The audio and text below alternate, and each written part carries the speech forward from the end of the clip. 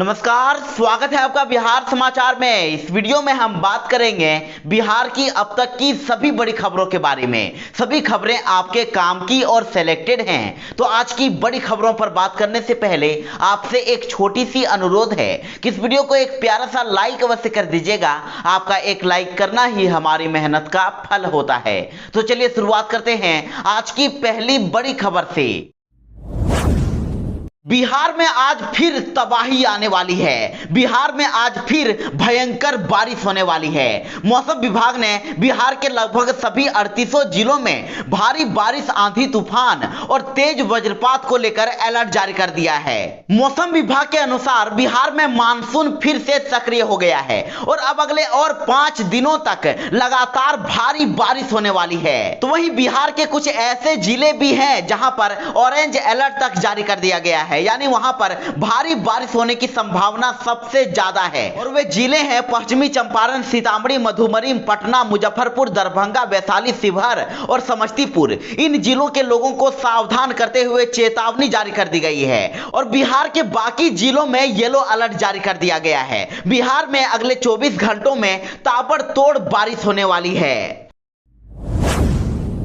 बढ़ती महंगाई पर भड़क गए लालू प्रसाद यादव। लालू यादव बोले कि बहुत हुई महंगाई की मार, अब कुर्सी छोड़ो निर्लज सरकार। तो तेजस्वी यादव ने भी कहा कि महंगा हो गया है गैस, डीजल और पेट्रोल, 18 और 19 को हल्ला बोल। जी हां, देश में अब लगातार बढ़ती महंगाई के खिलाफ राष्ट्रीय जनता दल राजद आज से अपने आंदोलन की शुरुआत कर रहा है और राजद ने अब 18 और 19 जुलाई को महंगाई के खिलाफ प्रदर्शन करने का ऐलान कर दिया है। तो आज राज्य के सभी प्रखंड मुख्यालयों पर आरजेडी के नेता और कार्यकर्ता महंगाई के खिलाफ प्रदर्शन कर रहे हैं और कल यानी कि 19 जुलाई को यह प्रदर्शन जिला स्तर पर होने वाला है। तो वहीं अब लालू प्रसाद यादव ने लोगों को महंगाई से निपटने का नुस्खा भी बता दिया है और लालू यादव ने ट्वीट करते हुए लिखा है कि महंगाई कम करने का नुस्खा दे रहा हूं, एनडीए हटाओ और महंगाई घटाओ। उन्होंने लिखा है कि महंगाई के खिलाफ 18 और 19 जुलाई को राजद का विरोध प्रदर्शन हो रहा है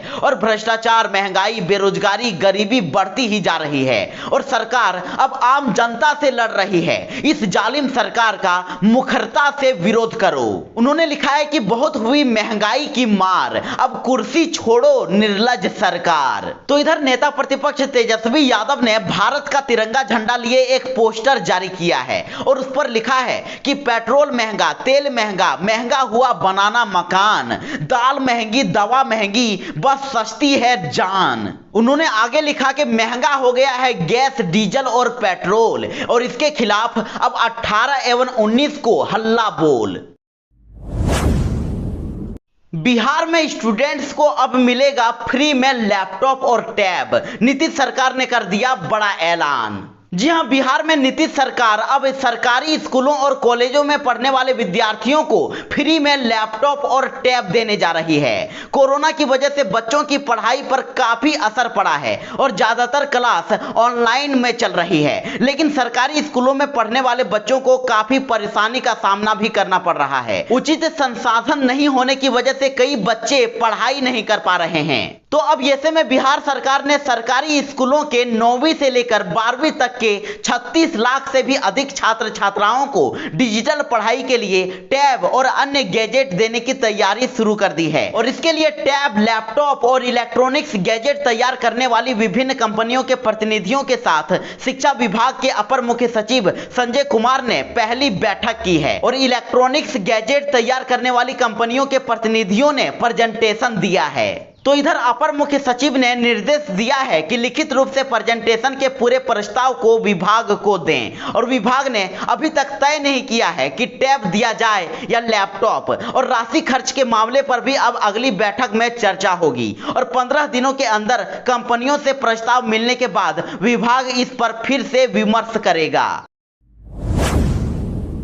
सरकार के खिलाफ पटना की सड़कों पर उतरी कांग्रेस और महंगाई के विरोध में किया जोरदार प्रदर्शन। जी हां, देश में तेजी से बढ़ती महंगाई को लेकर बिहार कांग्रेस ने कल पटना की सड़कों पर जमकर प्रदर्शन किया और कांग्रेस पार्टी के द्वारा साइकिल मार्च निकाला गया। तो वहीं बोरिंग रोड से शुरू होकर कांग्रेस की ये साइकिल रैली जेपी गोलंबर पहुंची और उसके बाद गांधी मैदान के अंदर गांधी मूर्ति के पास बैठकर कांग्रेस नेताओं ने धरना दिया और इस दौरान कांग्रेस नेताओं ने केंद्र सरकार के खिलाफ जमकर नारेबाजी की। तो वहीं इस प्रदर्शन में कांग्रेस के बिहार प्रभारी भक्त चरण दास और प्रदेश अध्यक्ष मदन मोहन झा समेत तमाम नेता कार्यकर्ता मौजूद थे और इस दौरान कांग्रेस के बिहार प्रभारी भक्त चरण दास ने कहा कि अगर केंद्र सरकार से गद्दी नहीं संभल रही है तो उन्हें फौरन छोड़ देनी चाहिए और जिस तरह से महंगाई बढ़ती ही जा रही है कहीं ना कहीं उससे आम जनता काफी परेशान है। उन्होंने कहा कि कांग्रेस पार्टी का यह आंदोलन लगातार चलता ही रहेगा जब तक महंगाई कम नहीं हो जाएगी। इसी तरह यह आंदोलन चलता ही रहेगा। तो इधर बिहार कांग्रेस के बड़े नेताओं पर हो गया अब केस।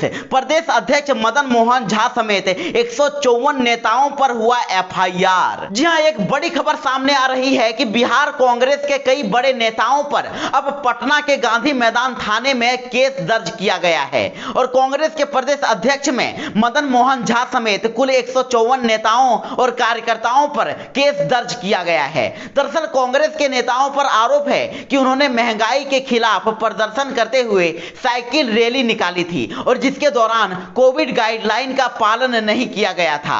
तो अब इसको लेकर सिटी मजिस्ट्रेट की तरफ से कांग्रेस के नेताओं पर प्राथमिकी दर्ज करा दी गई है, उन पर एफआईआर कर दिया गया है। और साथ ही आपको बता दें कि जिन नेताओं पर केस दर्ज किया गया है उनमें प्रदेश अध्यक्ष मदन मोहन झा और विधान पार्षद प्रेमचंद्र मिश्रा समेत 4 नामजद और 150 अज्ञात आरोपित बनाए गए हैं।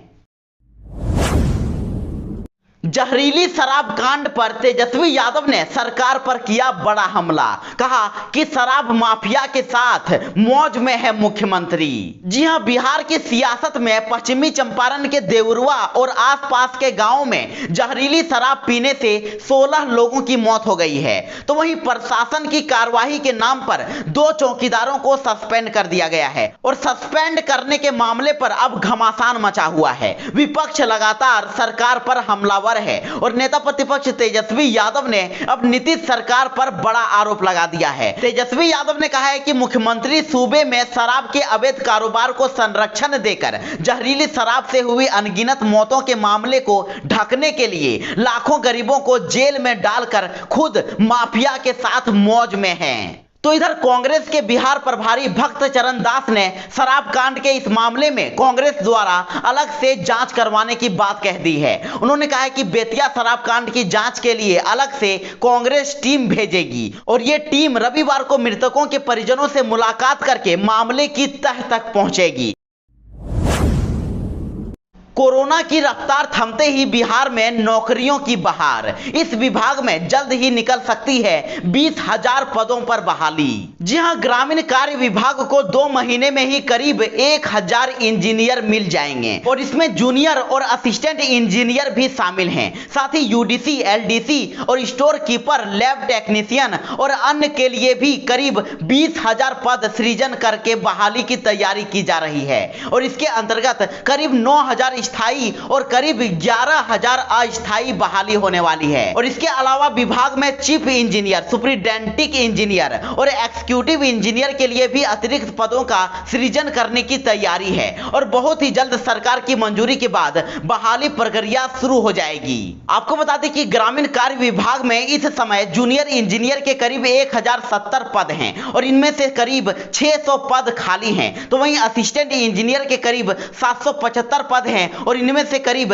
466 पद खाली हैं और इन दोनों पदों पर नियुक्ति प्रक्रिया तकनीकी सेवा आयोग और बीपीएससी के माध्यम से पिछले साल से ही चल रहा है और यह प्रक्रिया अब अंतिम चरण में है और अगले 2 महीनों में विभाग को करीब 1,000 इंजीनियर मिलने की संभावना है। तो वहीं विभाग करीब 20,000 पद सृजन करने की अब तैयारी कर रहा है। बिहार में अब 112 डायल करने पर मिलेगी हर तरह की इमरजेंसी सेवा। हेल्पलाइन नंबर को सरल बनाने की तैयारी में है सरकार। जी हां, बिहार वासियों को सरकार जल्द ही अब एक बड़ी राहत देने जा रही है। राज्य में इमरजेंसी सपोर्ट सिस्टम विकसित किया जा रहा है और अब सभी इमरजेंसी सेवाओं के लिए अब एक ही हेल्पलाइन नंबर होने वाला है और पहले की तरह अब अलग अलग सेवाओं के लिए अलग अलग नंबरों पर फोन नहीं लगाना होगा। केवल 112 डायल करने पर ही अब सभी इमरजेंसी मदद की जाएगी। आपको बता दें कि गृह विभाग इस दिशा में काम कर रहा है और इमरजेंसी सपोर्ट सिस्टम के जरिए साल के अंत तक इस सेवा के शुरू होने की संभावना है। अब पटना से बेतिया, भागलपुर और पूर्णिया के लिए भी चलेंगी इलेक्ट्रिक बसें। अगस्त तक तैयार होगा चार्जिंग स्टेशन। जी हां, इलेक्ट्रिक बसों में सफर करने वाले यात्रियों की दिलचस्पी अब बढ़ने लगी है और अब ऐसे में इनमें बढ़ती संख्या को देखते हुए परिवहन निगम पटना से बेतिया, भागलपुर, पूर्णिया और बोध गया के लिए भी इलेक्ट्रिक बसें चलाने वाली है और इसके लिए बेतिया, भागलपुर, मधुबनी में इलेक्ट्रिक चार्जिंग स्टेशन बनेगा और इसे अगस्त तक तैयार भी कर लिया जाएगा। आपको बता दें कि इलेक्ट्रिक बस का परिचालन अभी राजधानी पटना में हो रहा है और इसके अलावा ये बसें पटना से राजगीर और पटना से मुजफ्फरपुर होते हुए दरभंगा एयरपोर्ट तक चलाई जा रही है। मोतिहारी में 10 पंचायतों के 1.25 लाख लोग झेल रहे हैं बाढ़ की मार और संकट में सिर्फ नाव ही एक सहारा है। नाव के सहारे ही 1,30,000 लोगों की जिंदगी कट रही है। जी हां, चौंकिए मत, ये सच्चाई है और ये आलम है बंजरिया प्रखंड अंतर्गत 10 पंचायतों का, जहां पर बीते 1 महीने से भी अधिक समय से बाढ़ आया हुआ है और जिसके कारण प्रखंड के 10 पंचायतों के दर्जनों गांवों का सड़क मार्ग भंग हो चुका है और लोगों को शहर सहित अन्य जगहों पर आने जाने के लिए सिर्फ और सिर्फ नाव ही एक सहारा बचा हुआ है। सभी गांव टापू बनकर रह गए हैं और लोगों की जिंदगी अभी भी अस्त व्यस्त है। बीते 35 दिनों से भी अधिक समय से बाढ़ की विभीषिका चल रहा है और जिसके चपेट में अभी तक प्रखंड के 10 पंचायत आ चुके हैं। दर्जनों गांव अभी भी बाढ़ के पानी से चारों तरफ से घिरा हुआ है। तो इधर प्रशासन की ओर से भी सिर्फ कहने के लिए ही 8 सरकारी नाव का संचालन कराया जा रहा है। यह सिर्फ कागजों पर ही दिखाया जा रहा है, धरातल पर तो कुछ भी नजर नहीं आ रहा है। सरकार सिर्फ कागजों पर ही नाव का संचालन कर रही है। पप्पू यादव ने सफीउर रहमान खान के परिवार को दिए 25,000 रुपए। शराब माफिया ने गाड़ी से कुचलकर कर दी थी हत्या। जी हां, जन अधिकार पार्टी के राष्ट्रीय अध्यक्ष पप्पू यादव के आह्वान पर सफीउर रहमान खान के परिवार को 25,000 रुपए की आर्थिक मदद की गई है। जाप दरभंगा के जिला इकाई के पदाधिकारियों के साथ जिलाध्यक्ष डॉक्टर अब्दुल सलाम खान उर्फ मुन्ना खान के नेतृत्व में ड्यूटी पर शहीद हुए बिहार पुलिस के जवान सैफुर रहमान खान के पैतृक स्थान पैठान कवि पहुंचकर उनके परिवार से मुलाकात करके परिवार से मिलकर सांत्वना दिया और साथ ही मुन्ना खान ने कहा कि आगे भी हर समय उनके परिवार के साथ हमारी पार्टी खड़ी रहेगी। आपको बता दें कि गाड़ियों की तलाशी के लिए ड्यूटी पर तैनात होमगार्ड सफीउर रहमान खान ने एक तेज रफ्तार स्कॉर्पियो को आते देखकर हाथ के इशारे से रोकना चाहा था, मगर शराब तस्करों के द्वारा गाड़ी को रोकने के बजाय और भी तेज कर दिया गया और जिसमें होमगार्ड सफीउर रहमान खान को घटनास्थल पर कुचलते हुए गाड़ी भागने लगी और लगभग वो 200 मीटर से अधिक दूरी तक शराब तस्करों की गाड़ियों में घसीटाते रहे।